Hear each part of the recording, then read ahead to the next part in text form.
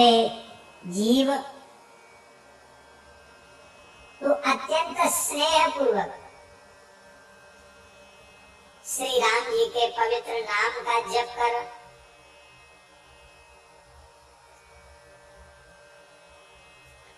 पहले भी कई पदों में गोस्वामी जी महाराज कह चुके हैं, सानुराग राम राम जपो, अनुराग पूर्वक श्री राम नाम का जप करो। राम राम जप जी सदा सानुरागरे, अभी आप सुन के आए हैं।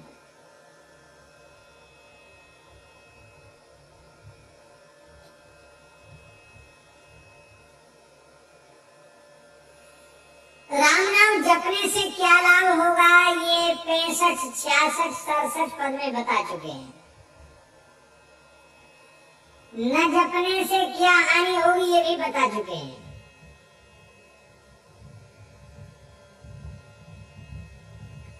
अब ऐसे पतित पावन महा महिमा में श्री राम नाम को तो अत्यंत स्नेह पूर्वक जप, प्रेम पूर्वक जप।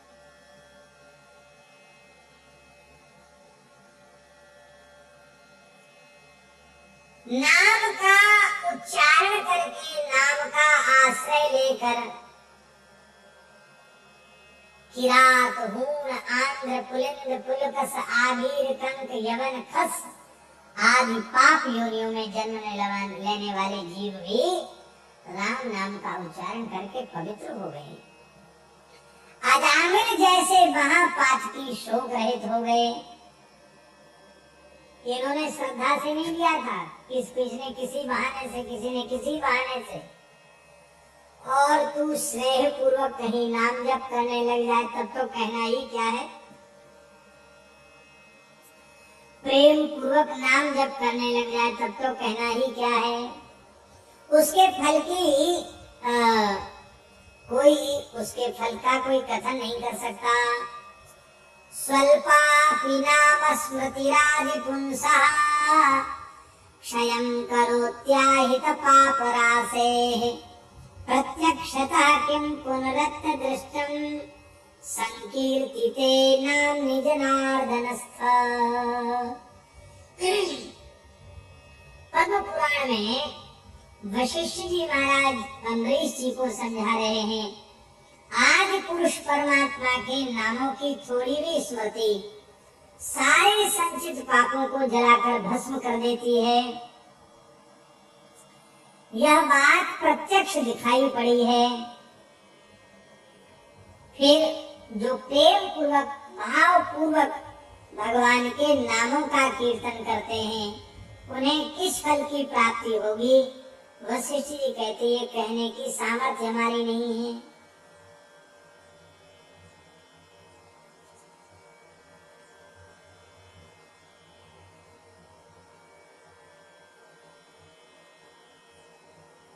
ये राम नाम क्या है? संबल निशंबल को सखा असहाय को।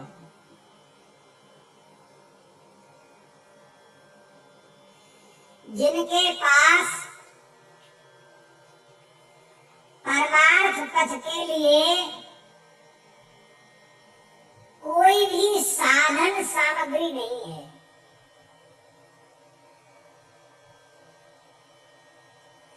आपको यहाँ से अयोध्या जी जाना है तो चलने की शक्ति और अयोध्या तक पहुंचने की, साध्या का अयोध्या हुआ तो अयोध्या तक पहुंचने की जो भी सामग्री है, साधन सामग्री, क्या उस साधन सामग्री के बिना आप श्री अयोध्या जी पहुंच सकते हैं? नहीं पहुंच सकते हैं। साधन सामग्री की बड़ी भारी महिमा है। तो परमार्थ पथ पर तो चलना चाहते हैं पर वे साधन सामग्री से सर्वथा शून्य हैं। ऐसे लोगों की साधन सामग्री क्या है? हनुमान नाटक में हनुमान जी कह रहे हैं, पाथेयम यन्मुक्षो सपदि परपद प्राप्तये प्रस्थितस्य। भगवान के चरणों तक जो पहुंचना चाहते हैं उनके लिए पाथे है। पाथे माने साधन है श्री राम नाम। बिना राम नाम के भगवान की सन्निधि में कोई नहीं पहुंच सकता।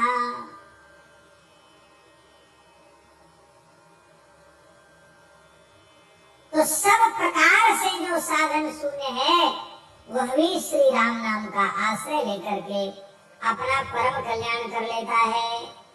इसलिए हरिधाम पथि संवलम नाम को गोस्वामी जी ने कहा है, भगवान के धाम तक पहुंचने का जो मार्ग है उसमें संबल केवल भगवान का नाम ही है।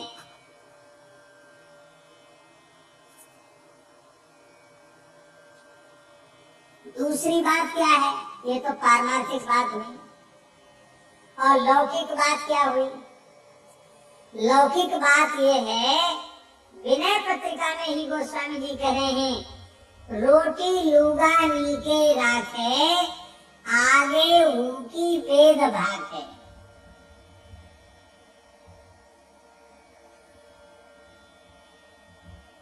आप भगवान की शरण ग्रहण कर लो और उनके पवित्र नाम का आश्रय ले लो, फिर आप संसार का कोई काम कभी मत करो, सोचो भी मत। क्रिया के नाम से, उद्यम के नाम से, पुरुषार्थ के नाम से, उपार्जन के नाम से आप कुछ भी मत करो, तो भी ठाकुर जी का ठेका है। क्या ठेका है?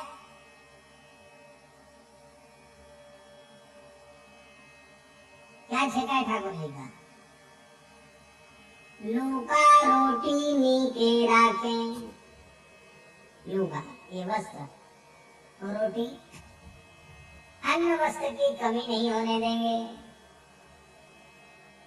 और आगे हु की वेद भाटी, आगे की बात वेद कहते हैं। करहु कल्प भर राज तुम मोहि सुमरहु मन माम मन माई, और पुनिमम धाम पैहु जहाँ संसद जाई। केवल भगवान की शरण भीतर से ग्रहण कर लो और उनके पवित्र नाम का आश्रय ले लो, तो इतनी चीजें तो आपको सहज मिल जाएंगी।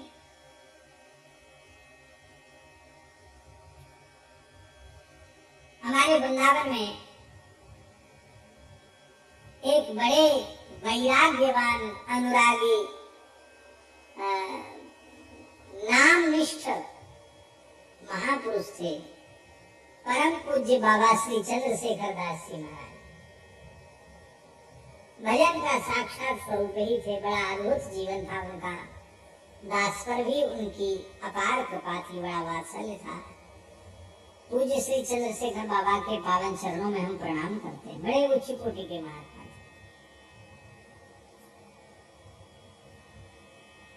तो जब कभी हमें अवसर होता तो हम बाबा के पास जाते थे, बाबा याद भी करते रहते थे। कोई ज्यादा दिन हो जाते तो संदेश आ जाता था, वो क्यों नहीं आए। हम बाबा के पास जाते थे, बाबा बोले देखो, पति जानता है कि मेरी ये पत्नी उत्तम पतिव्रता नहीं है, ये जानता है।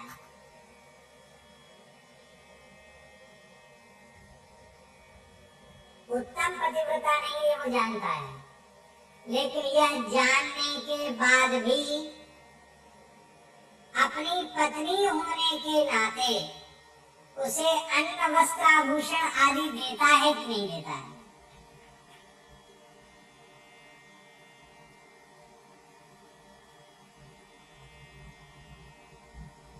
वंचित क्यों नहीं करता है?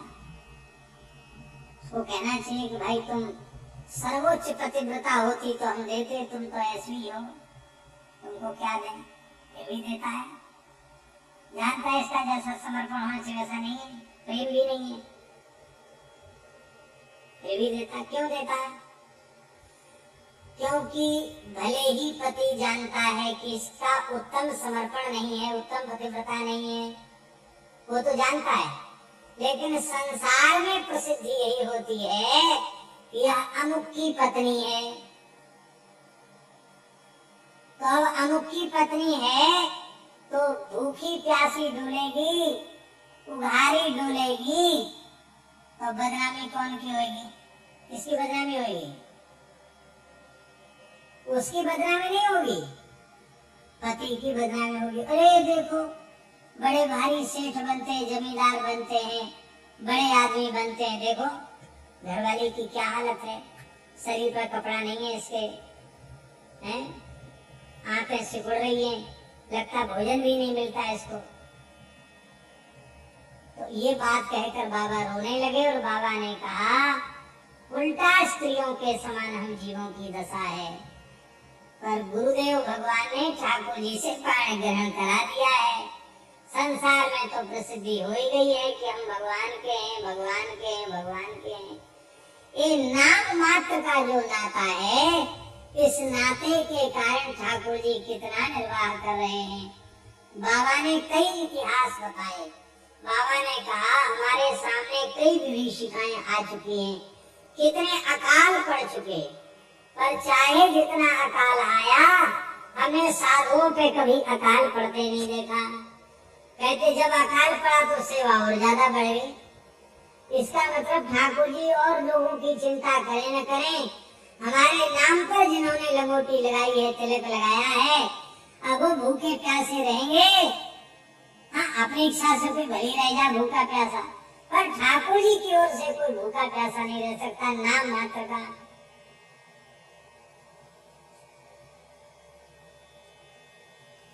ये कोरोना बीमारी नहीं थी तो सब इधर उधर महात्मा लोग भी घूमते फिरते ज्यादा रहते थे। और ये बीमारी आई तो सब जो घूमने फिरने वाले थे वो भी स्थान में पहुंच गए।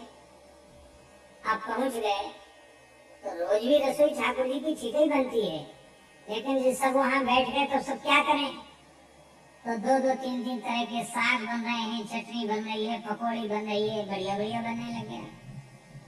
तो हमने कहा भैया सब दुनिया में लॉकडाउन हुआ, मनुख पीठ में तो लॉकडाउन क्या हुआ, तो यहाँ के तो भाग्य खुल गए और सब साधु जुट गए रसोई बनाने में। आज हम ये बनाएंगे, आज हम ये बनाओ भैया, ठाकुर जी को प्रेम से भोग लगे, संत पाए।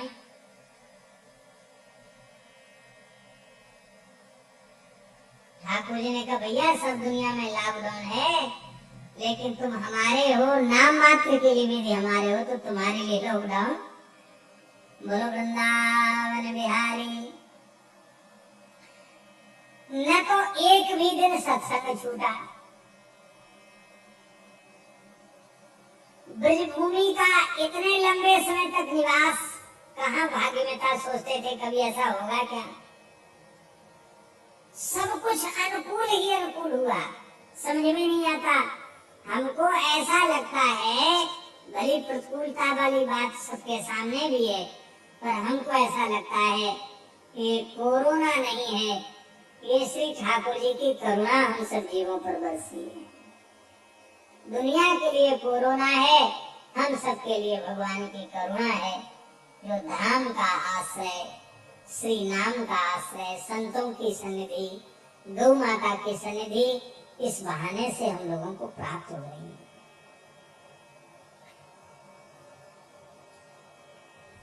तो जो सर्व साधन शून्य है, जो असहाय है, उसका सहायक राम नाम है। सखा असहाय को, असहाय का सखा राम नाम है। और कैसा है राम नाम, भाग्य है अभागे उको, गुण गुणहीन को।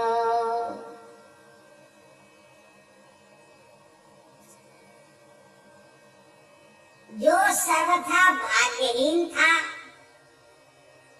संसार की दृष्टि में, अब हरि गुरु संतों की कृपा हो गई और श्री नाम की प्राप्ति हो गई और नाम का आश्रय उसने ले लिया, तो महाराज सारा संसार जिसे भाग्यहीन कहता था, अब लोग कहते हैं भैया इससे बड़ा भाग्यशाली और कोई दूसरा नहीं है। फिर ऐश्वर्य उसके पीछे पीछे चलता है, उसको ऐश्वर्य के पीछे नहीं जाना पड़ता है।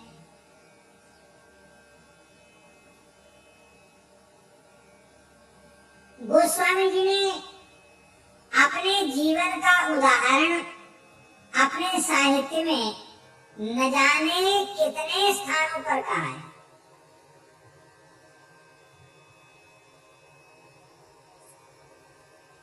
विनय पत्रिका में एक जगह गोस्वामी जी कहते हैं, चाटक रहो स्वान पातर ज्यों, कबहु न पेट भरो, सोहु चाखत नाम सुधारस, पेखत पर सुधरो, भरोसो जाहि दूसरो सो करो, मोको तो राम को नाम काम करो, कलि कल्याण करो। जब मैं राम नाम से विमुख हो गया तो जैसे कुत्ते का पत्तल चाटने से पेट नहीं भरता, ऐसे बचपन में संसार की दृष्टि में सबसे बड़ा भाग्यहीन मुझे मानकर लोग मेरी छाया से भी डरते थे।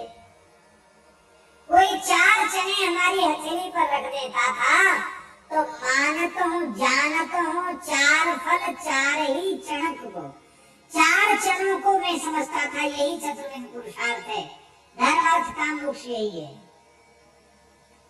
अब जब से राम नाम का आश्रय लिया है तो पेखत पर सुधरो, खट्टे मीठे चटपटे व्यंजन सामने रखे रहते हैं, लेकिन हमको उनकी ओर देखने तक की इच्छा नहीं होती है। गुण गुणहीन को, जो समस्त गुणों से हीन है, न विद्या है, न चातुरी है, न गान है, न कारीगरी है, कुछ नहीं है, गुण नाम की कोई चीज उनके पास नहीं है, पर वे अनन्य भाव से राम नाम के आश्रित हैं, तो सारे सद्गुण उनमें अपने आप प्रकट हो जाते हैं। सारी भाषाएं, सारे ज्ञान, सारी विद्याएं भगवान नाम से प्रकट हो जाती हैं। श्री गोकुल भंडारे परमहंसी महाराज की घटना, ब्रह्म जी महाराज कि कोई विदेशी आदमी आया था, शायद जर्मन का आदमी आया था, अब वो कुछ साधन की बात पूछना चाहता था। अब श्री गोकुल भवन में कोई ऐसा अंग्रेजी पढ़ा लिखा नहीं जो उसकी बात समझे, तो महाराज जी के पास पहुंच गया, महाराज जी कोठरी बंद कर दिए और उसकी भाषा में उसको सब बात समझा दी। अब महाराज जी कितना दर्जा पढ़े थे बचपन में? थोड़ा बहुत, 2 दर्जा। महाराज जी 2 दर्जा पढ़े थे बचपन में। पूज्य श्री परमानंद जी गोकुल वन वाले महाराज जी 2 दर्जा पढ़े थे और जर्मन के व्यक्ति को जर्मनी भाषा में बोलकर उसकी जिज्ञासाओं का समाधान कर दिया। गुण गुणहीन को कोई गुण नहीं, कोई विद्या नहीं, तो राम नाम है तो सारे गुण सारी विद्या अपने आप आ जाएंगे।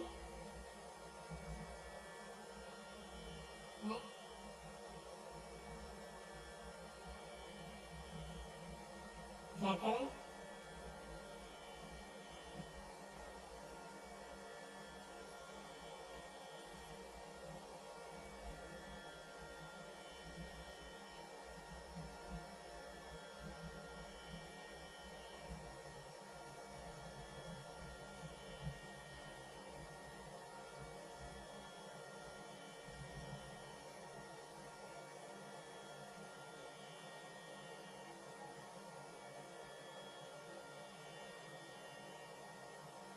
श्री वृंदावन बिहारी लाल की जय।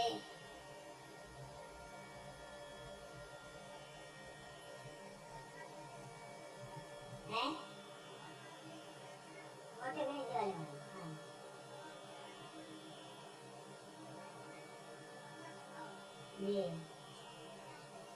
ये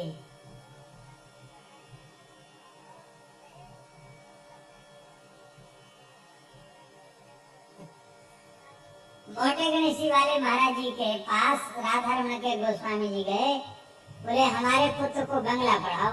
महाराज जी बोले हमको बंगला पढ़े हुए नहीं, बोलो जबरदस्ती उन्होंने नहीं आप तो पढ़ाइए। तो महाराज जी बंगला पढ़े नहीं तो बढ़िया से उनको बंगला पढ़ा दिया। तो भगवान के भक्त के भीतर सारे गुण। एक घटना हो रही पूज्य गुरुदेव भक्तमाली जी की, पंडित श्री जगन्नाथ प्रसाद भक्तमाली जी के दौहित्र उनके पुत्र शायद बड़े वाले के लाल जी का उनका पार्टी पूजन था। तो अभी पंडित जी का उत्सव आने वाला है, ये तृतीया से, तृतीया चतुर्थी पंचमी 3 दिन का उत्सव होता पंडित जी का। आज प्रतिपदा का अक्षय है, आज प्रतिपदा समझो, अमावस्या है, कल द्वितीया है, परसों से 21, 22, 23 3 दिन का उत्सव है पंडित जी महाराज का उत्सव। तो ऋषि पंचमी की तिथि की बात है। ऋषि पंचमी जो पंडित जी के निकुंज गमन की तिथि है, उस तिथि पर ही पाटी पूजन उस बालक का हुआ। तो पूज्य बक्सर वाले श्री नारायण दास जी भक्तमाली जी मामा जी महाराज ने पूज्य गुरुदेव भक्तमाली जी से आग्रह किया कि सरकार आप अपने हाथ से पहले इस पाटी पर कुछ लिख दें, बालक के हाथ से लिखवा दें तो हो जाएगा पाटी पूजन, हो तो क्या है। तो महाराज जी ने राधा ये लिखवाया, उस पे पाटी पर राधा लिखा। बालक कैसे लिखवाया, फिर पता नहीं महाराज जी के मन में क्या आया कि वे कई भाषाओं में राधा राधा लिखने लगे। ऐसे लिखने लगे जैसे उनको वो भाषाएं कोई पढ़ना भले लिखना तो सबको नहीं आता, पर महाराज जी ने राधा देवनागरी लिपि में लिखने के बाद उर्दू में लिख दिया राधा। उर्दू तो कह चलो वो पढ़े थे, 4 दर्जा पढ़े थे उर्दू, तो उर्दू के अक्षर लिखना जानते, उर्दू में लिख दिया राधा। मामा जी पूछ रही है क्या, बोले उर्दू में लिखा राधा, श्री राधा। फिर बंगला में लिखा, चलो बंगला भी महाराज जी चलो पहचानते थे, पढ़े थे। उड़िया में लिखा, तमिल में लिखा, तेलुगु में लिखा, कन्नड़ में लिखा, मलयालम में लिखा। सारी भाषाओं में भारतवर्ष की जितनी लिपियां, जितनी भाषाएं, तुरंत फटाफट लिखते चले गए। सारी भाषाओं में श्री राधा श्री राधा श्री राधा लिखते चले गए। और सबसे नीचे अंग्रेजी में लिखा श्री राधा। लो, अंग्रेजी तो बिल्कुल पढ़े ही नहीं थे महाराज जी, अंग्रेजी में लिखा श्री राधा। अब मामा जी चश्मा लगाए ऐसे देख रहे थे, सब आश्चर्यचकित पड़ गए, इतनी भाषाओं में राधा राधा कैसे लिखी, इतने जल्दी जल्दी कैसे लिख दिया। तो मामा जी ने कहा सरकार इतनी भाषाएं लिखने पढ़ने का अभ्यास कब किया, ये पूछा। तो महाराज जी कुछ बोले नहीं, मुस्कुराए, अपने गमछा से जितनी भाषाओं में लिखा था सबको पूछ दिया, ऊपर खाली जो राधा लिखा था वो रहने दिया, बाकी सबको मिटा दिया। आखिर क्या हुआ, सारी विद्याएं, सारी कलाएं, सारी भाषाएं जहां से प्रकट होती हैं, वे जब हृदय में विराज गए हैं, उनका नाम हृदय में विराजमान हो गया है, तो कौन सी विद्या, कौन सी कला ऐसी है जो भगवत भक्त के निकट न आ जाए, हरिनाम निष्ठ के निकट न आ जाए। श्री कबीरदास जी महाराज पढ़े लिखे नहीं थे, यही बात प्रसिद्ध है, कबीरदास जी पढ़े लिखे नहीं थे। आप लोग कहेंगे कैसे, इस कबीरदास जी ने खुद कहा मसी कागज छुओ नहीं, कलम गही नहीं हाथ। कागज को कभी छुआ नहीं, कलम दबात कभी पकड़ी नहीं, पढ़े लिखे तो थे ही नहीं कबीरदास जी महाराज। और श्री कबीरदास जी के साहित्य पर न जाने कितने लोग पीएचडी कर चुके हैं, डीलिट पीएचडी कबीर जी के साहित्य पर लोग कर चुके हैं, शोध कर चुके हैं, फिर भी लोग तमाम कबीरदास जी की साखियों का अर्थ ही नहीं लगा पाते। ऐसी विचित्र साखियां हैं उनकी। एक बहुत बड़े विद्वान आए, विश्वविद्यालय में थे विभागाध्यक्ष, खाक चौक में पूज्य पहाड़ी बाबा के पास आए, लोगों ने परिचय दिया, महाराज बहुत बड़े विद्वान हैं, पीएचडी डीलिट है। महाराज बोले क्या होता है पीएचडी डीलिट, उनको समझाया ऐसे ऐसे होता। अच्छा आपने किस विषय के ऊपर लिखा है, ग्रंथ लिखा, महाराज ग्रंथ लिखा, बोले हाँ ग्रंथ लिखा, बोले हमने कबीरदास जी के बीजक के ऊपर शोध किया। अच्छा बहुत अच्छी बात, वाह। चर्चा चलने लगी। महाराज जी बोले कबीरदास जी की एक वाणी का अर्थ हमको समझाओ। ऐसे हंस के बोले दास कबीर की उल्टी वाणी, बरसे कमल भीजे पानी, बताओ क्या अर्थ है। वो महाराज जिसने शोध प्रबंध लिखा था वो चकरा गया, बोला ये कहाँ है। महाराज बोले बीजक में ही है।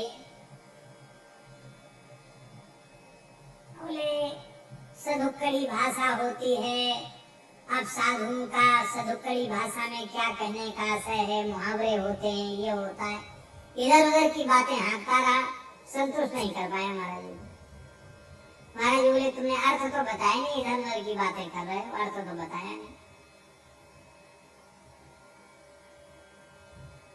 बोले महाराज सोच के बताएंगे। हाँ सोच के बताना।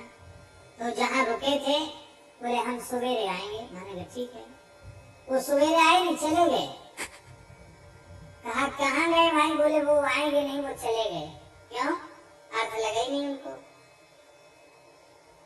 महाराज जी बोले देह देह में आसक्त भोगी पुरुष जीवन मुक्त संत से कबीरदास जी की वाणी का अर्थ कहाँ से लगाएंगे?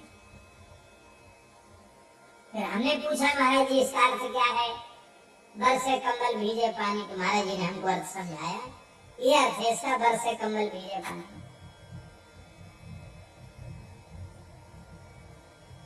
कहने का आशय ये है कि सारी विद्याएं, सारे गुण भगवान नाम से प्रकट हो जाते हैं, ये बात कही जा रही है। भाग है अभागे हु को, गुण गुणहीन को, गाहक गरीब को, दयालु दान दीन को। गाहक गरीब को, ये बड़ी ऊंची बात है।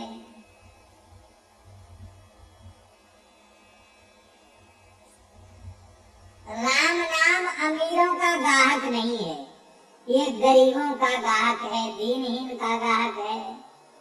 इसका मतलब क्या है? जो बहुत बड़े विद्वान, बहुत बड़े बुद्धिमान, बहुत बड़े पद प्रतिष्ठा वाले, धनवान, ऐश्वर्यवान होते हैं, वे तो राम नाम, कृष्ण नाम, हरि नाम में उनका प्रेम ही नहीं जगता। वो तो ब्रह्म ज्ञान से नीचे नहीं उतरेंगे। उनको राम नाम, कृष्ण नाम से क्या लेना देना? राम नाम तो गरीब का ग्राहक है, माने अमीर धनी पुरुष बड़ी प्रतिष्ठा वाले लोग, उनका मन भगवान नाम में लगता नहीं है। गरीबों का मन भगवान के नाम में लगता है। जितना अकिंचन होगा उतना अधिक भगवान के नाम में उसका मन लगने लग जाएगा। कुछ भी मत रखो, फिर देखो कितना नाम में मन लगता है। सारे संसार के संग्रह परिग्रह से मुक्त हो जाओ, फिर देखो कैसे नाम में मन नहीं लगता। आहार नाम में मन लग जाएगा। महाराज जी कुंती स्तुति में कुंती जी ने एक बड़ी प्यारी बात कही। कुंती जी कहती हैं जन्मैश्वर्य श्रुतः श्रीभिः एधमान मदपुमान नैवार्हत्य विधातुं वै त्वाम अकिंचन गोचरम। कुंती माता कह रही हैं भगवान श्री कृष्ण से, हे नाथ, उत्तम कुल में जन्म के कारण, ऐश्वर्य के कारण, शास्त्र ज्ञान के कारण, हाँ,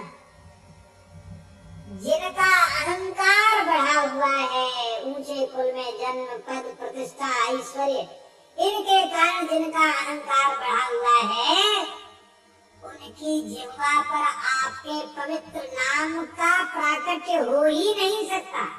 उनकी जिह्वा पर आपका नाम प्रकट नहीं होता, वे आपका नाम नहीं ले सकते। नैवार्हत्य विधातुं वै, आपके नाम का उच्चारण नहीं कर सकते। क्यों? बोले त्वाम अकिंचन गोचरम, आप अकिंचन गोचर हैं।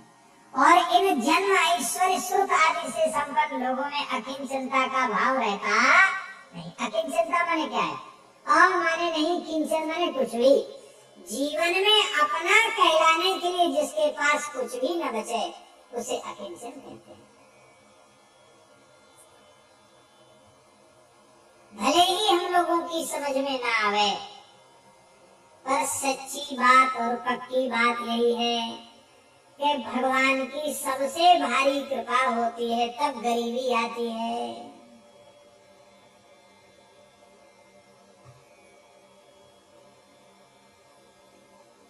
भगवान की कृपा से गरीबी आती है। गरीब नहीं बनोगे तो गरीब निवाज की कृपा कैसे होगी? दीन नहीं बनोगे तो दीन बंधु की कृपा कैसे होगी?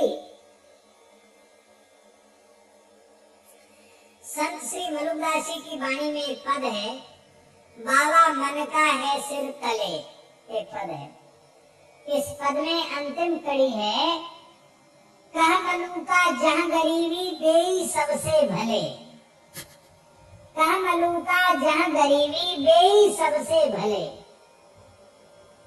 संस्कृत के एक नीतिकार ने कहा, भो दरिद्र नमस्तुभ्यम सिद्धो हम तब दर्शनार्थ। हे दरिद्र देवता, आपकी कृपा से मैं तो बिना तपस्या के ही सिद्ध हो गया। सिद्ध का लक्षण जानते क्या है? सिद्ध सबको देख लेते हैं, सिद्ध को कोई नहीं देख पाता। इसी जड़खोर में हजारों सिद्ध रहते हैं, अब वो सब तो हमको देख रहे हैं, लेकिन हम उन सिद्धों को नहीं देख पा रहे। आज हम जो स्नान किए उसमें एक भाव ये भी था कि पहाड़ से जल बह रहा है, न जाने कितने संतों का चरणों का जल होगा ये। तो आज अमावस्या है तो चलो कम से कम स्नान तो हो जाए, ये भी एक मन में विचार था।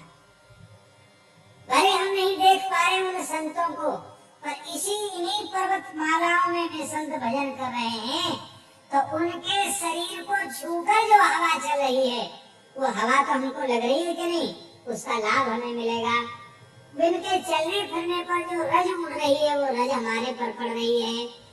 इसी जंगल का जल उनके चरणों को छू करके आ रहा है, उसका स्पर्श हो रहा है, ये लाभ। तो सिद्ध सबको देख लेते, पर सिद्धों को कोई नहीं देख पाता। माने वो संस्कृतज्ञ पंडित ये कह रहे हैं कि दरिद्र को कोई नहीं देखता, दरिद्र सबकी ओर देखता है, पर दरिद्र की ओर कोई नहीं देखता। तो हम तो बिना तपस्या के ही सिद्ध हो गए, हम सबको देख रहे हैं, हमें कोई नहीं देख रहा है। बोलो भक्त वत्सल भगवान की जय।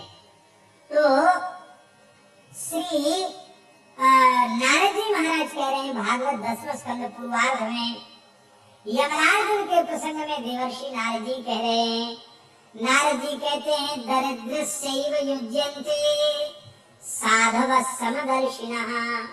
यद्यपि संत समदर्शी होते हैं, लेकिन उनकी विशिष्ट कृपा की अनुभूति धनहीन पुरुषों को ही होती है। धनवान पुरुषों को उनकी विशेष कृपा का अनुभव नहीं हो पाता है। कृपा होती तो सब पर समान है, पर अनुभूति किसे होती है? अनुभूति धनहीन पुरुषों को होती है, धनवान पुरुषों को नहीं होती है। क्यों?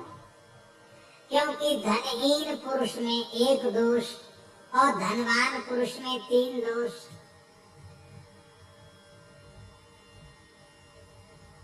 तीन दोष कौन कौन है? धनाभिमान, एक तो धन का दोष, पंचदशा था 15 प्रकार के अनुरोध, वो 15 में लेकर एक धन के सारे दोष। एक धनाभिमान का दोष, एक धन का दोष और एक धनाभिमान का दोष। मैं ऐसा वैसा नहीं। लोग कहते हैं क्या समझ रखा है, खड़े बाजार में खरीद लूंगा। ले साहब, ये है धनाभिमान।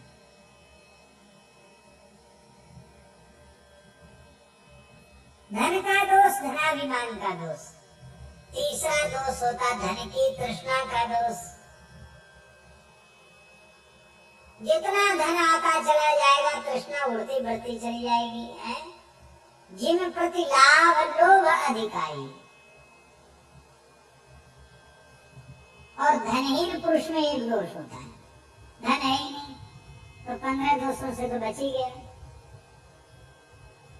और धन ही नहीं है तो अभिमान बेचारा क्यों करेगा? काय बात का अभिमान करेगा है? मोटे गणेश वाले महाराज जी कहते थे कि किसी व्यक्ति की जेब में कानी कौड़ी न हो और करोड़ों की बात करे, अभिमान करोड़ों का करे, तो क्या उसको लोग क्या समझेंगे? पागल ही समझेंगे। फूटी कौड़ी जेब में नहीं है, करोड़ों की बात कर रहा है।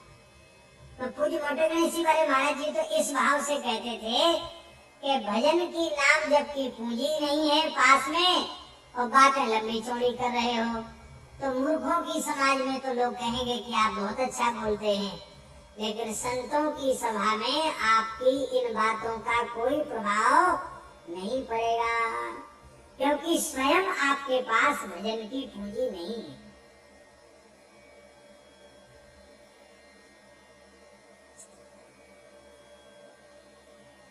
तो धन नहीं है तो धनाभिमान कहां से आएगा? एक दोष जरूर इसमें रहता, तृष्णा का दोष। उसके भी मन में आता है कि और बड़ा मकान हो जाए, थोड़े और खेत बढ़ जाएं, कहीं से भी धन आ जाए, कैसे भी मिल जाए, और कहीं कुसंग में पड़ जाए तो लॉटरी के चक्कर में पड़ जाएगा, लॉटरी लगाने लग जाएगा, तो और भी उठपटांग उपाय से धन चाहेगा। उसकी इच्छा तो होती कि हमारे पास भी धन आवे। अब पता नहीं वो पहले पुरानी सत्यनारायण कथा पुस्तक चलती थी, तो उसमें कुछ हिंदी की टीका में कुछ दोहा चौपाई वगैरह भी लिखी रहती थी उसमें। तो एक हमको याद है, वो संस्कृत तो नहीं है शुद्ध, लेकिन वो याद आ गई तो बोल देते हैं। टका धर्मम टका कर्मम टका ही परमम तपः यस्य गेहे टका नास्ति हा टका टक टकायते है। पुरानी सत्यनारायण कथा की पोथी में है ये, हा टका टक टकायते। टका के लिए टकटकी लगाकर देखता, ये बेचारे में दोष होता है, हा टका टक टकायते। इस दोष की निवृत्ति संतों के संग से बहुत जल्दी हो जाती है, क्योंकि संतों की शरण में पहुंचने के बाद पता चल जाता है, पायो जी में तो राम रतन धन पायो, वस्तु अमोलक दी मेरे सतगुरु, कृपा करी अपनायो, पायो जी में तो राम रतन धन पायो। खर्चे न फूटे चोर नहीं लूटे, दिन दिन बढ़त सवायो। तो असली संपत्ति भगवान नाम ही है, हरि नाम असली संपत्ति है। इसका ज्ञान उसको हो जाएगा तो नकली चीज के संग्रह में क्यों लगेगा, असली चीज के ही संग्रह में लगेगा।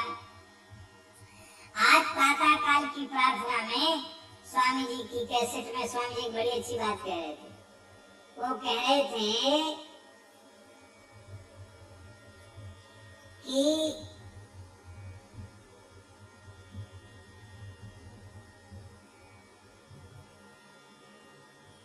किसी मनुष्य की 100 वर्ष की आयु है, तो 100 वर्ष की आयु में उसकी आयु 50 साल उसके हो गए, तो 50 साल का वो नहीं हुआ। ये बोले थे ना, 50 वर्ष का नहीं हुआ। भगवान ने जो आयु उसको दे रखी थी उसमें से 50 साल नष्ट हो गए हैं। हाँ, 50 साल मर गया। कहते हम 50 साल तक जिए नहीं, 50 साल के मर गए। हर क्षण मर रहा है, हर क्षण मर रहा है, हर क्षण नष्ट हो रहा है। तो विनाशी है ये सब चीजें, अविनाशी क्या है? राम नाम सत्य है, यही अविनाशी है। हमारे महाराज जी सवेरे सवेरे बाल भोग बनाते थे, तो कभी कभी जो धुन आ जाती वही कीर्तन करने लग जाते। एक बार महाराज जी कीर्तन कर रहे थे, राम नाम सत्य है, राम नाम सत्य है, गोपाल नाम सत्य है, राम नाम सत्य है। यही कहते हुए पूरी रसोई बनाई महाराज जी ने। और जब पुस्तकालय में आकर बैठे, तिलक लगाने लगे, तो हमने कहा महाराज जी आज तो आप ये कीर्तन कर रहे थे। बोले सबसे उत्तम कीर्तन तो वही है, पर पंडित जी बात ऐसी है कि किसी के घर में बालक का जन्मोत्सव हो तब ये कीर्तन मत कराने लग जाना, राम नाम सत्य है, गोपाल नाम सत्य है, नहीं दक्षिणा नहीं मिलेगी, पिटाई हो जाएगी। और किसी के विवाह में जाके भी ये कीर्तन मत कराना, राम नाम सत्य है, गोपाल नाम सत्य है, वहां भी पूजा हो जाएगी। तो बोले संसार के लोग समझते नहीं हैं, हृदय से स्वीकार नहीं करते हैं, पर कितना बढ़िया कीर्तन है, राम नाम सत्य है, राम नाम सत्य है, सत्य को तो कहते हैं, सबसे बढ़िया कीर्तन है। ये तत्व ज्ञानी संतों की दृष्टि ऐसी होती है। तो ये नाम महाराज जो हैं, गाहक गरीब को। अब यहाँ एक प्रश्न है, अम्बरीश जी महाराज सप्तद्वीपवती पृथ्वी के एक छत्र सम्राट थे। सुखदेव जी महाराज ने कहा अव्ययाम च श्रियम लब्ध्वा विभवम चातुलम भुवि। अव्यय लक्ष्मी थी, कोई था नहीं थी कितना धन था उनके पास। इस धरती पर अम्बरीश जी के जैसा वैभव किसी के पास नहीं था।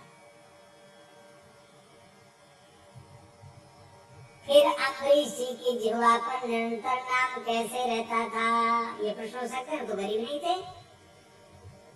अम्बरीशो महाभागा सप्तद्वीपवती महिम अव्ययां च श्रियं लब्ध्वा विभवं चातुलं भुवि। फिर वो भजन कैसे करते थे, यहाँ तो गरीब नहीं थे वो। कैसा भजन करते थे अम्बरीश जी? सवै मनः कृष्ण पदारविंदयोः वचांसि वैकुंठ गुणानुवर्णने करौ हरेर् मंदिर मार्जनादिषु श्रुतिं चकाराच्युत सत्कथोदय। ऐसी भक्ति है अम्बरीश जी महाराज की। उनकी वाणियां वचांस बहुवचने महाराज, वचा वचसी वचांस, भगवान के गुणानुवाद के वर्णन में उनकी समस्त वाणियां माने परा पश्यंती मध्यमा वैखरी चारों वाणियों से भगवत गुणगान करते, चारों में भगवान नाम व्याप्त रहता था। ऐसे अम्बरीश जी अपनी समस्त इंद्रियों से इंद्रियों के ईश्वर भगवान की सेवा करते। इसका आशय क्या है? इसका आशय ये है कि इतने बड़े श्री संपन्न होकर भी वे अपने को श्री संपन्न नहीं मानते थे। क्यों? बोले वासुदेवे भगवती तद भक्तेषु च साधुषु प्राप्तो भावं परम विश्वं ये नेदं लोष्टवत् स्मृतम्। भगवान और भगवान के भक्तों में संतों में ऐसा प्रेम बढ़ गया था अम्बरीश जी को कि सारे संसार की संपत्ति मिट्टी के ढेले के जैसी व्यर्थ दिखाई पड़ती थी। इसका आशय ये है कि राम नाम का आश्रय जिन्हें प्राप्त होता है वे सारे संसार के वैभव से युक्त होकर भी उससे मुक्त रहते हैं, क्योंकि उसके प्रति उनका राग नहीं होता है। तम मेने स्वप्न संस्तुतम, जैसे स्वप्न के पदार्थ कल्पित है मिथ्या हैं, ऐसे ही संसार के पदार्थों को स्वप्न के समान वे देखते हैं। इसलिए उनकी भक्ति प्रभावित होती नहीं है। इसका मतलब है अकिंचन दो प्रकार के होते हैं, एक सुदामा जी के जैसे अकिंचन जिनके पास कुछ है ही नहीं, और एक अम्बरीश जी की कोटि के अकिंचन जिनके पास सब कुछ है पर अपना कहलाने के लिए केवल ठाकुर जी श्री जी हैं। ये एक अकिंचनता का भाव। ये इसलिए परम अकिंचन प्रिय हरि के ताते कहीं संत सुखटे संत श्रुति टेरे।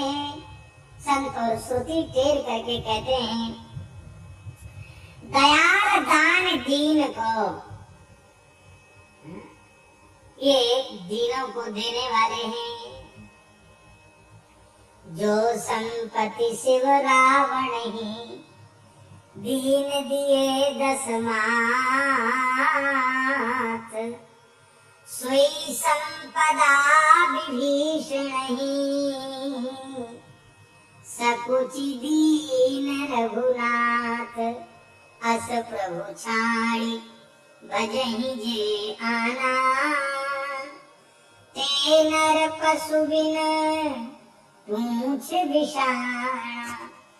ऐसे भगवान को छोड़ करके जो किसी दूसरे का आश्रय लेते हैं, वे तो बिना सींग पूछ के पशु हैं। और कैसा है राम नाम? सब राम नाम के विशेषण है महाराज जी। कुल अकुलीन को सुनियो है वेद साखी है, कहते वेद साक्षी है, वेद भगवान प्रमाण है। अंत्यज कुल में उत्पन्न होने वाला व्यक्ति भी राम नाम का आश्रय ले ले तो बड़े से बड़े कुलीनों के द्वारा भी वह पूजनीय हो जाता है।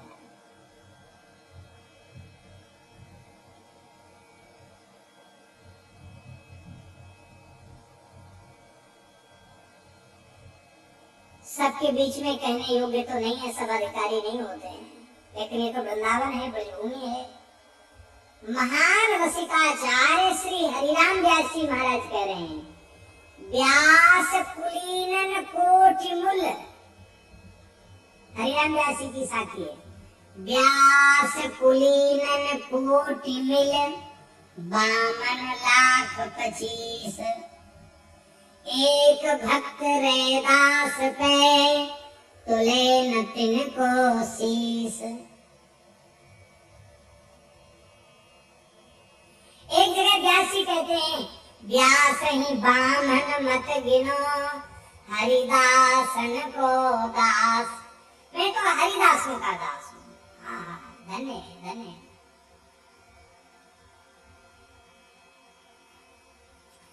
एक दक्षिण भारत की घटना सुना है। दक्षिण भारत में श्रौत यज्ञ कर रहे थे दाक्षिणात्य ब्राह्मण। अग्निहोत्री ब्राह्मण ही श्रौत यज्ञ कर सकते हैं, सब श्रौत यज्ञ कर रहे थे। उसमें स्वाहाकार का प्रयोग नहीं होता, वषटकार का प्रयोग होता है। तो एक भक्त थे महाराज जी, वो बहुत निम्न कुल में, अंत्यज कुल में उत्पन्न हुए थे, पर वो बहुत श्रेष्ठ भक्त थे। निरंतर भगवान के नाम का जप करते रहते थे, भगवान के प्रेम में ऐसे विभोर रहते थे, उनको शरीर संसार का होश ही नहीं रहता। तो वे स्वाभाविक रूप से वहां से निकलते हुए चलते हुए जा रहे थे, तो ब्राह्मणों ने देखा कि ये अंत्यज है, यहाँ से निकल रहा है, तो वेद उन्होंने बोलना बंद कर दिया। उन्होंने कोई गलती नहीं की थी, उन्होंने तो शास्त्र की विधि का ही पालन किया, बंद कर दिया वेद पाठ, वेद बोलना बंद कर, वेद का उच्चारण बंद कर दिया। और भक्त तो आगे बढ़ गए, पर भक्तापराध कितना भयंकर होता है। उन सभी ब्राह्मणों को वेद विस्मृत हो गया, भूल गया वेद। अब वो संध्योपासन के मंत्र भी एक दूसरे से पूछे तो सबको गायब, सब जैसे फ्यूज उड़ जाता ना बल्ब का, तो लाइट बुझ जाती, फ्यूज उड़ गया, ऐसी सबके दिमाग का फ्यूज उड़ गया। 24 अक्षर की गायत्री भी कंठस्थ नहीं रहेगी, सब एकदम जड़ हो गए। अब विचार करने लगे आखिर हुआ क्या। हम लोग अपनी अपनी शाखाओं के वेद वेदांग के सहित हमें कंठस्थ हैं, बड़े बड़े विद्वान, ये सब हुआ क्या। विचार करने लगे कि आखिर ऐसा क्या अपराध हुआ, एक साथ सबकी बुद्धि विद्या कहाँ चली गई। अब हमें तो संध्या तक के मंत्र भूल गए, हमारे तो धर्म कर्म सबका लोप हो गया, यज्ञ भी पूरा नहीं हुआ, अब क्या होगा। उनके मन में आया कि कहीं होना हो, इसको देखकर हम लोगों ने बोलना बंद किया था। ये सुनते हैं कि भगवान का भक्त है रंगनाथ जी का, कहीं ऐसा तो नहीं इस भक्त के प्रति ये भाव आने से ऐसा हुआ हो सकता है ऐसा हो, ऐसा उनके मन में आया। तो चलो भाई खोजो उसको। तो चल पड़े उस दिशा में जिधर की वो गए थे, वो अपने आराम से जा रहे थे। उन ब्राह्मणों ने बोला, "हे महाराज, सुनो सुनो सुनो, ठहरो ठहरो ठहरो।" ब्राह्मणों ने कहा, "महाराज, हमारा वेद भूल गया है, हमारे धर्म कर्म का लोप हो रहा है, आप हमारे धर्म कर्म को बचाओ।" ब्राह्मणों को देख करके वे भक्त तो भगवान के प्रेम में विभोर थे। बोले, "वाह, हम तो आपसे बात करने योग्य नहीं हैं, आप हमारा मुंह देखने के लायक हम नहीं हैं, पर आप इतने ब्राह्मणों ने कृपा की है। ब्राह्मण तो भगवान का स्वरूप होता है।" साष्टांग लौट के धरती पर उन्होंने प्रणाम किया। बोले, "महाराज, क्या बात है, आप सब क्यों कष्ट किए हो?" बोले, "महाराज, क्या बताएं, हमारा सबका वेद भूल गया, तो हमने तो देखा तक नहीं कि यहाँ कुछ हो रहा है, कोई बैठा है, हम तो अपने मस्ती में चले गए, हमने नहीं देखा आप लोगों को। पर यदि आप लोगों के मन में ऐसा आता है कि हमारे प्रति हीन बुद्धि करने से आपको वेद भूल गया है, तो हम भगवान से प्रार्थना करते हैं आप सबको वेद की पुनः स्मृति हो आवे। नहीं भाई, फिर भी तब उन्होंने कहा कि भगवान के नाम की ऐसी महिमा है कि संपूर्ण वेद मेरे भीतर प्रकाशित हो रहे हैं, लेकिन शास्त्र की मर्यादा के कारण हम आपको उपदेश नहीं कर सकते, पर संकेत जरूर करेंगे। तो वो जो मंत्र आगे था ना, उस मंत्र के आरंभ में ब्रीहि शब्द था। क्या शब्द था? ब्रीहि। और ब्रीहि माने होता है धान्य। तो धान के खेत की मेड़ पर वो खड़े थे, उन्होंने एक मुट्ठी ब्रीहि उखाड़ कर जैसी ब्राह्मणों को दिखाई, ब्राह्मणों को विस्मृत वेद की पुनः स्मृति हो गई और वे वेद पाठ करते करते अपनी यज्ञशाला में लौट आए। ये है नाम की महिमा।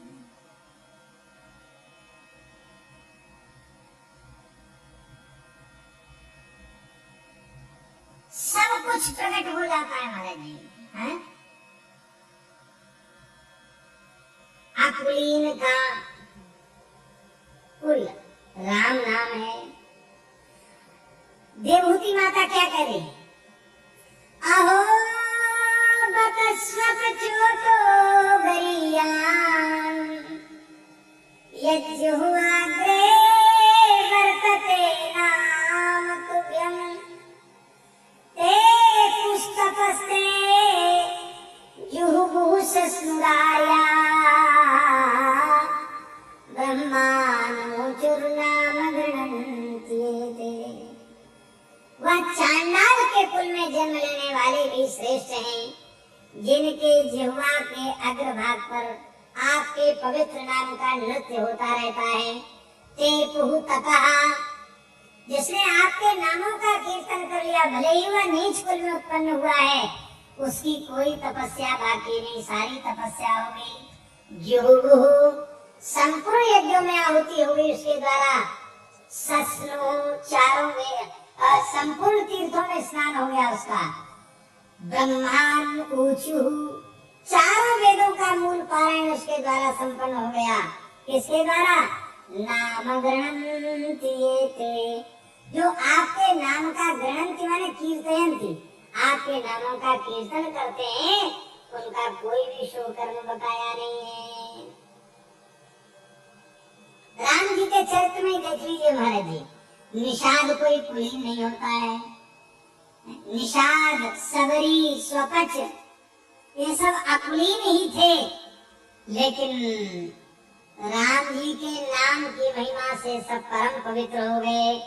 लोक वेद सब भांति नीचा, जासु छाई छुई ले सींचा, तेहि भरी अंक राम लघु गाता, मिलत पुलक परिपूरित गाता। भरत जी ने ऐसे निषाद राज को अपनी भुजाओं भर के हृदय से लगाया।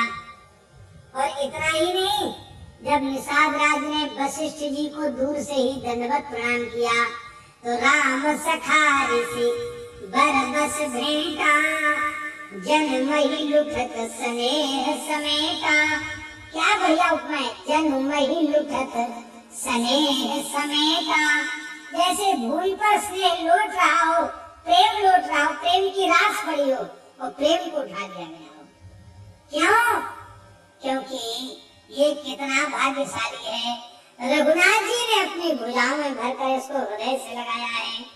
तो वशिष्ठ से बड़ा कोई कुलीन नहीं और निषाद जैसा अकुलीन, पर वशिष्ठ जी ने भी उसको हृदय से लगा लिया। ये किसकी महिमा है? ये श्री राम नाम की महिमा है। ये कुलीन के भाग्य में भी जो सम्मान दुर्लभ है, वह सम्मान अकुलीन को मिल गया। ये है राम नाम, अकुलीन का कुल है। यही सम निपट नीच को नाही, बड़ वशिष्ठ सन को जगमाई। लेकिन आज वह धन्य हो गया शबरी जी। अधम जाति में जड़मति नार भारी, जातिहीन अघजन इत्यादि प्रकार से। पर ऐसी सबरी के यहाँ भगवान स्वयं चल करके गए। ऋषि स्थान बिसराए। ऋषियों के यहाँ पहले नहीं गए, पहले सबरी के यहाँ गए। सबरी के आतिथ्य को भगवान ने स्वीकार किया और स्वीकार ही नहीं किया, सबरी की चरण रज से अशुद्ध सरोवर के जल को शुद्ध करा के भक्ता सबरी की महिमा को सर्वोच्च रूप में प्रस्तुत किया, प्रमाणित किया। जैमिनी अश्वमेध पर्व में वर्णन है महाभारत के स्वपच कुल में उत्पन्न वाल्मीकि नाम के भक्त, उनके भोजन करने से धर्मराज युधिष्ठिर का यज्ञ पूर्ण हुआ। ये है अकुलीन का भी कुल है श्री राम नाम। कुल अकुलीन को सुनियो है वेद साखी है, वेद साखी है।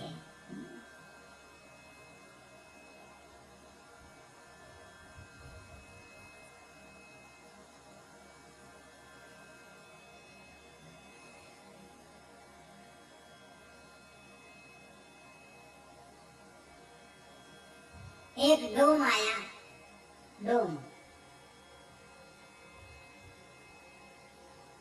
दर्शन करते हुए अयोध्या से आया था। उसको पता चला कि हमारे राम जी का चरित्र लिखने वाले बाबा जी बनारस में ही रहते हैं। तो 80 घाट पर तुलसीदास जी महाराज बैठ के माला फेर रहे थे।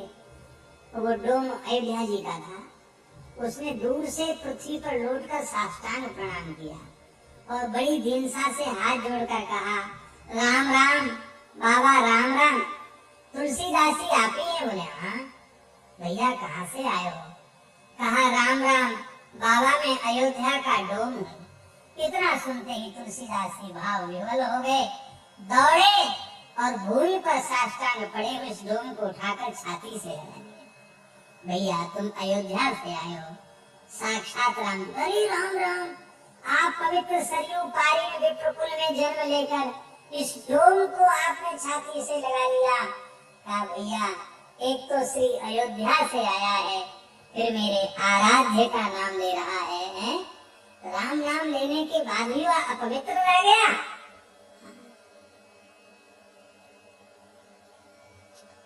हम लोग खेड़ापा धाम में थे। आचार्य चरण का चरित्र, श्री रामदास जी महाराज की वाणी, श्री दयालदास जी महाराज की वाणी और उस परंपरा का जो साहित्य है, क्या अद्भुत महाराज। किसी पवित्र विप्रकुल में जन्म हुआ था उनका, लेकिन कैसा अद्भुत जीवन। पूर्व जन्म में श्री रामदास जी महाराज त्रिदंडी सन्यासी थे, वैष्णव सन्यासी थे, बड़े उच्च कोटि के भगवान के भक्त थे। और जो दयालदास जी महाराज ये राजगुरु थे, बड़े प्रकांड विद्वान थे, उनके शिष्य थे। एक निम्न कुल के व्यक्ति की पूजा गुरुजी ने स्वीकार कर ली तो उनको अच्छा नहीं लगा। बोले महाराज आपने इस अंत्यज की सेवा को पूजा को स्वीकार कर लिया। आपने कहा कि भाई ये सत्संग करता है, राम नाम का जप करता है, भगवान का भक्त है, तो क्या हुआ इससे हमने पूजा स्वीकार कर ली तो क्या हो गया? और बोले नहीं महाराज ये तो हमको समझ में नहीं आई आपकी बात। तो बोले आपको इसी शरीर से आपका मोक्ष होने वाला था, लेकिन भक्ति की महिमा अभी तुम्हारी समझ में नहीं आई है, इसलिए तुमको अंत्यज कुल में चर्मकार मानकर तुमने घृणा की ना, तो इसी चर्मकार कुल में अंत्यज कुल में जन्म लेना पड़ेगा तुमको। गुरुजी ने कहा। बोले हम तो ले लेंगे जन्म, लेकिन मेरी एक प्रार्थना है, हम आपके चरण नहीं छोड़ सकते। हमारा जन्म आपके ही द्वारा हो, आप ही मेरे पिता बने और आप ही मेरे गुरु बने। बोलो भक्त वत्सल भगवान की जय। गुरु जी बोले चलो हमको भी आना पड़ेगा। और श्री रामदास जी महाराज का अवतरण खेड़ापा में तो हुआ अवतरण, और कहाँ हुआ? और फिर उनके पुत्र और उनके शिष्य श्री दयालदास जी महाराज, जिनकी ऐसी कठोर तपस्या कि कराल कलिकाल में अप्सरा इंद्र के द्वारा भेजी अप्सरा उनके भजन को डिगाने आई, लेकिन अप्सरा की ओर आंख उठाकर नहीं देखा। ये है राम नाम की महिमा, ऐसी निर्विकारता नाम जापकों को प्राप्त हो जाती है। और वो महाराज अप्सरा को बड़ा अपमान करना हुआ, हमारी तरफ देखते नहीं, शाप दे दिया उसने, अंधे हो जाओ, नेत्रहीन हो जाओ। नेत्र चले गए दयालदास जी के। गुरुजी से कहा महाराज ऐसे ऐसे हो गया, नेत्र ज्योति चली गई। तब गुरुजी ने कहा ठाकुर जी को पुकारो। कौन सा ग्रंथ है? करुणा सागर। ऐसा गोविंदु कृपा सिंधु दीन बंधु राम जी। और वो करुणा सिंधु नामक ग्रंथ आज भी उसका पाठ करुणा सागर, उसका पाठ करते करते लोगों की सब कामनाएं पूरी हो जाती। आज भी सारी कामनाएं पूर्ण हो जाती। महाराज जहाँ उन्होंने भजन किया, इंद्र उनका दर्शन करने आया। आपकी भजन करते करते माला टूट गई तो इंद्र ने प्रकट होकर उनकी माला को तत्काल खो दिया, गो दिया माला को। ये किसकी महिमा? ये है राम नाम की महिमा। एक दो चरित्र ऐसे नहीं है, असंख्यों चरित्र भक्ति साहित्य में है। कुल अकुलीन को, अकुलीनों का भी कुल श्री राम नाम है। सुनियो है वेद साखी, वेद में इस बात की साक्षी है। बोलो भक्तवत्सल भगवान की जय। अथर्वणीय श्रुति, अथर्ववेद की श्रुति में ऐसा लिखा है, यस चांडालो कि रामेति वाचम वदे तेन सहस्रम वदे तेन सहस्रम वसे तेन सबुद्धियात्। लिखा हुआ है राम राम राम ऐसा उच्चारण करने वाला जो चांडाल है, उससे भी भेद नहीं रखना चाहिए। यही कारण है हमारे यहाँ विरक्त संतों की परंपरा में यद्यपि वर्णाश्रम धर्म के प्रति पूर्ण निष्ठा, पूर्ण श्रद्धा रखते हैं, और मर्यादा हमारे यहाँ पुराने संतों में रसोई में कौन जाए, पूजा में कौन जाए, ये मर्यादा भी है। लेकिन भगवान के शरण में आने वाले सभी साधक एक पंक्ति में बैठकर प्रसाद पाते हैं, क्योंकि सब राम नाम जपने वाले हैं। और ये ना हो तो एक पंक्ति में बैठ के पाएंगे? आप लोगों को तो शायद पता न होगा, पर ब्राह्मणों में तो इतना आचार विचार रहता है कि ब्राह्मण भी ब्राह्मण के यहाँ भोजन नहीं करता। हाँ, ब्राह्मण ब्राह्मण के यहाँ भोजन नहीं करता।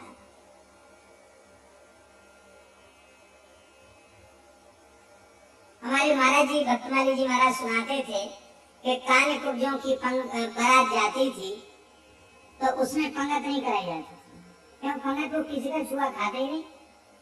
तब क्या होता था? बोले किसी सरोवर पर, किसी नदी के किनारे बारात रुकती थी और वहीं बैलगाड़ी में सामान पहुंचता था तो सबको तौल तौल करके सीधा दिया जाता था। इतना गुड़, इतना चीनी, ये सब सामान, सबके अलग अलग चूल्हे बन जाते, अपना अपना चौका लगाओ, चूल्हा करो। तब कहावत थी 9 कनवजिया 13 चूल्हे। क्या? 9 कनवजिया 13 चूल्हे। जो लड़के बारात लेके वो नहीं खाते थे। क्यों? अभी पानी ग्रहण हुआ नहीं, रिश्तेदारी तो पूरी तब में पानी ग्रहण हो जाएगा। फिर पानी ग्रहण के बाद वे ही खाते थे जिनकी रोटी बेटी का संबंध है। सभी खाते थे, उसमें भी उनको सीधा ही मिलता था, वो अपना ही बनाते खाते थे।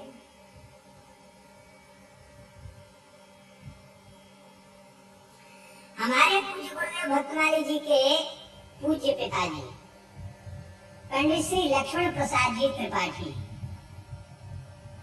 उनको पता चला महाराज जी का तो कोई संपर्क संबंध था नहीं। मेरी विशेष प्रार्थना पर, उनके एक शरीर के छोटे भाई थे, उनके विशेष आग्रह पर महाराज जी ने शरण पधारे। फिर दास ने बहुत प्रार्थना की तो जिस गांव में महाराज जी का जन्म हुआ था वहां पधारे। तो उस समय महाराज जी बोले कि 68 वर्ष के बाद इस गांव का दर्शन हो रहा है। क्या कहा? 68 वर्ष के बाद। आप सोचो कैसा उनका विरक्त जीवन था। 68 साल के बाद कोई संपर्क संबंध ही नहीं था।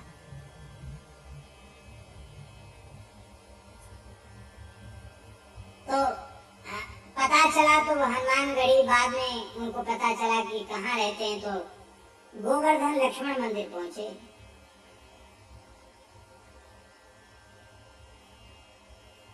कहाँ से नए इशारे कहाँ से चले होंगे, कितने जगह बदले होंगे, और बीच में तो पानी भी नहीं पिया उन्होंने। और जब गोवर्धन पहुंचे तो महाराज जी ने कहा कि आप स्नान करके अपना थोड़ा नित्य नियम कर लो, भोग लग गया है, प्रसाद पालो। तो स्नान किया, सारा नित्य नियम किया। बोले आप लोग खाओ, हम तो नहीं खाएंगे। क्यों? तुम्हारी जात पात सब बिगड़ गई, तुम साधु हो गए हो, हम तो ब्राह्मण हैं, तुम साधु, हमारा तुम्हारा क्या लेना देना, तुम्हारा छुआ हम नहीं खा सकते। महाराज जी के पिताजी बोले तुम्हारा छुआ हम नहीं खा सकते, तो हम खाने को भी ब्राह्मण हैं, हम तो अपना बनाएंगे खाएंगे, और उसके लिए भी तुमसे कुछ लेंगे नहीं। तो साधुओं के यहाँ दान का धन आता है, हम अपने घर से ही कुछ लेके आए हैं, वो अपना बनाएंगे खाएंगे। तो अपने घर से ही आटा दाल चावल कुछ लाए थे, बोले लकड़ी कंडा दे दो हमको, और वहीं महाराज के स्थान में। ऐसा था ब्राह्मणों में आचार विचार।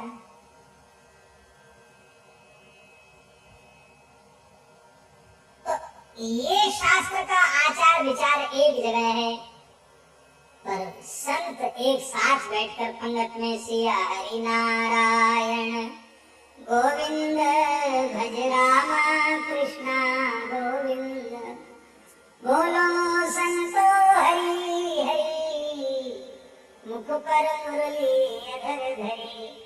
सब प्रेम से कीर्तन करते हैं, सब प्रेम से बैठकर पाते ही नहीं है। उन सब संतों का सामूहिक चरणामृत उतारा जाता है, उनका अधरामृत प्रसाद भी लिया जाता है, और अत्यंत श्रद्धा पूर्वक बड़े बड़े महापुरुष उसे ग्रहण करते हैं। आप लोग कहेंगे अशास्त्रीय परंपरा है। नहीं नहीं, ये अशास्त्रीय परंपरा नहीं है। इस प्रकार की बातें हमारे शास्त्र पुराण आदि में भी लिखी हैं। यहाँ ये उस व्यक्ति की महिमा नहीं है, ये भगवत शरणागति की महिमा है, ये भगवान नाम की महिमा है। यन्नाम ध्येय श्रवणानु कीर्तनात् यत् प्रभवणात् यत् स्मरणादपि क्वचित् स्वादोऽपि सद्यः सवनाय कल्पते कुतः पुनस्ते भगवन् दर्शनात्। प्रहलाद जी क्या कह रहे? विप्रात् द्विषद् गुणयुतादरविन्द नाभो पादारविन्द विमुखात् स्वपचं वरिष्ठं मन्ये तदर्पित मनोवचने हितार्थ प्राण पुनाति सकुलं न तु भूरिमानः। बोलो भक्तवत्सल भगवान की जय। ऐसे हैं महाराज जी श्री राम नाम। और कुल अकुलीन को सुनो है वेद साखी है,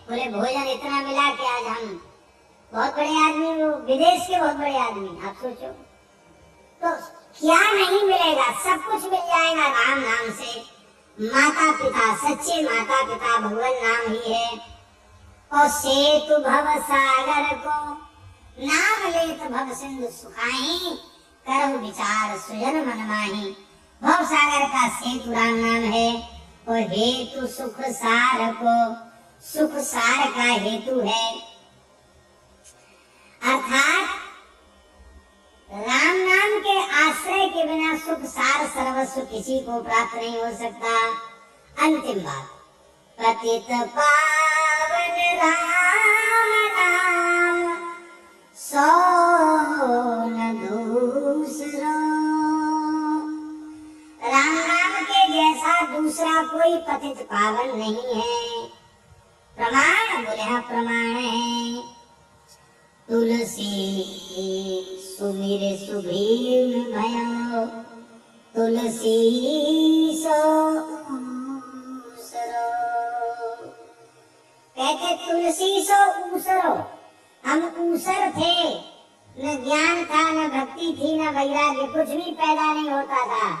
लेकिन राम राम करते करते ज्ञान वैराग्य भक्ति की फसल लहला रही है हमारे भीतर। ऐसा गोस्वामी तुलसीदास जी महाराज अनुभव कर रहे हैं। ऐसा राम नाम है सुमिर सने सो तू, नाम राम राय को